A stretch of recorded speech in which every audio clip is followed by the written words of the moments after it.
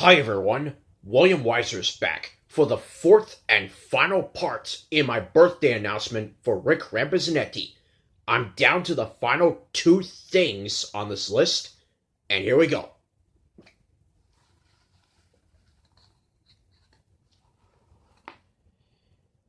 Number 9. 2 good Little Bill episodes and 2 bad Little Bill episodes. These are the only episodes that I have on a recorded Nick Jr. VHS tape. I used to have a few more of those, but something happened with them. Same with PBS Kids recorded VHS tapes, and now I have just one. And some shows on that tape include Bob the Builder, my most hated Nick Jr. character, who I will not mention her name, Little Bill, Oswald, and just one Blue's Clues episode that's on this VHS, Adventure. And Adventure is one of my favorite episodes. And I know that, sure, not every episode is my favorite, with Steve Gets the Sniffles being an example of that, and Magenta Comes Over, most obvious.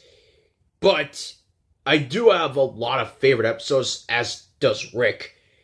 And as for Little Bill, on the recorded Nick Jr. VHS that I have 2 good episodes, The Birthday and The Present, which is about Little Bill wanting to give one of his friends a robot for her birthday. I'm having trouble remembering if it's Fuchsia or Kiki.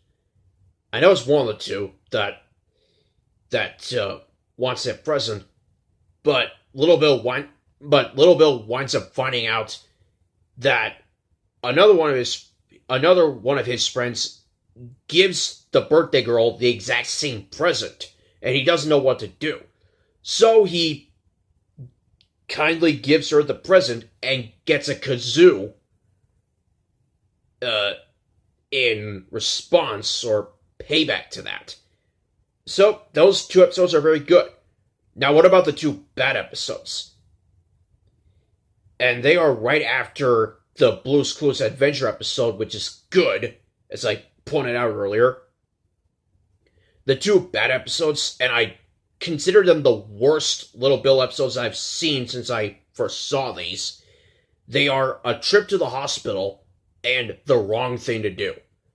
In A Trip to the Hospital, Little Bill is playing with Fuchsia until he trips and winds up breaking his arm. And right when I saw that, because Little Bill didn't see where he was going, that was where I started not liking it. In The Wrong Thing to Do, I know that Little Bill wants to ride his bike, but his people around the house want him to be safe from having his arm or any other parts of his body be in even more danger. So with some dream in his thought, he ends up drawing some sort of picture on his older sister April's door and gets caught doing that. Well, first he realizes his mistake, and then he gets caught, and yeah, again, I don't like it. But he does apologize to April for what he did, and he never did it again. But, sure, that episode has a strong ending, but it doesn't change my opinion on them. And I haven't seen Little Bill that much because of age, but there's some episodes on it that I do remember and some don't. But, hey, age gets to you sometimes. And there are, again, some good and some bad here. And this is not the only Nick Jr. recorded VHS I have. I have a couple of Nicktoons, or Nickelodeon on CBS videos. And after those shows, you get... Well, on both of them, you get one episode of that show and one from Blue's Clues. And yes, I remember what the two episodes are. In the first one, it's Joe's Clues, and on the second one, Playdates. And I have both of those episodes on DVD. And they're both very good, with Joe's Clues being my favorite season 6 episode by a good amount because I like everything about it. And speaking of favorite episodes, I know that my favorite season 1 episode is Snack Time while Rick's adventures in art. Season 2, most obvious, Music in an Everyday Way, aka What Does Blue Want to Do on a Rainy Day. Season 3, I'm not sure on that one. Probably either Geography or Cafe Blue. I'm talking about regular episodes. Blue's Collection?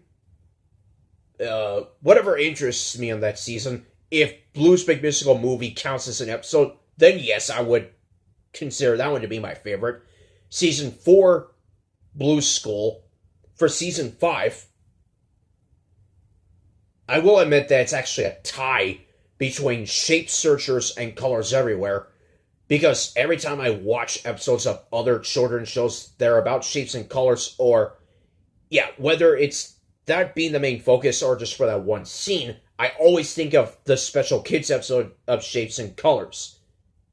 I always think of the Shapes and Colors episode of Special Kids because that was what introduced me to that. And I still watch it a lot. And that's all I have to say about that.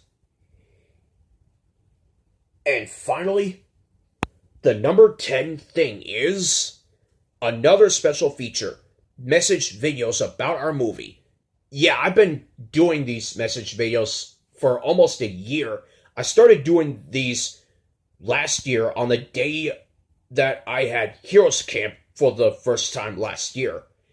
And this year, it starts on the day before my mom's birthday. Unless the people there correct me, or at least try to correct me by saying it starts on June 14th.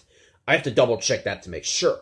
So, I've been doing a lot of message videos about our movie that we're making soon. Like, we're gonna get all of the main characters together, the main cast members also, and then we're gonna be, yes, we are gonna interact and get to know each other better. Then we're going to make our scenes, write down a clever script that fits with it. We are going to we will have emotions for the most important parts whenever we react to something. Compared to the Lion King live action remake, if you want characters to have emotion, caring, insight, characteristics, good development, backstory, depth, and everything else surrounding it, you got it. Or, we got it. We got everything related to that you wanted. So that critics won't have to be so picky about where's the emotion, where's the passion. And that would result in me going with the take 5. And what I have here are me talking about anniversaries of certain things. Like Up, the anniversary of that was 2 days ago, and it was year 12 for it. Meet the Robinsons, although the anniversary for that actually happened in March of this year, not May, and that would be the 14th anniversary of that. Finding Nemo, which is now 18 years old in terms of anniversaries, and a kid's version of the Paramount I Need a Hero commercial. In that one, you'll see a lot of children's show characters in that commercial. And I know on one of my message videos, I said that I would want that commercial in the opening trailer sport, but because of the action going on, and all those movies are more adult, and this one's more of a kid's movie, a lot of people will be like, are you crazy? And by doing this kids version, I will prove to all of you that I'm not.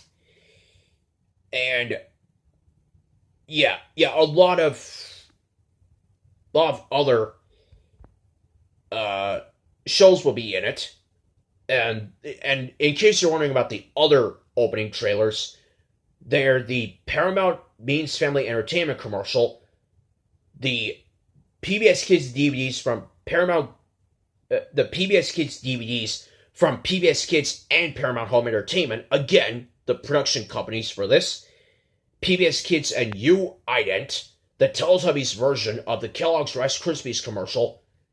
Yeah, I'm not allowing the Dragon Tales version in it at all, and the Paramount Family Favorites commercial, version 1, and there's no warning screen following it. I've seen Rugrats Vacation and and Peanuts, It Was My Best Birthday Ever, Charlie Brown.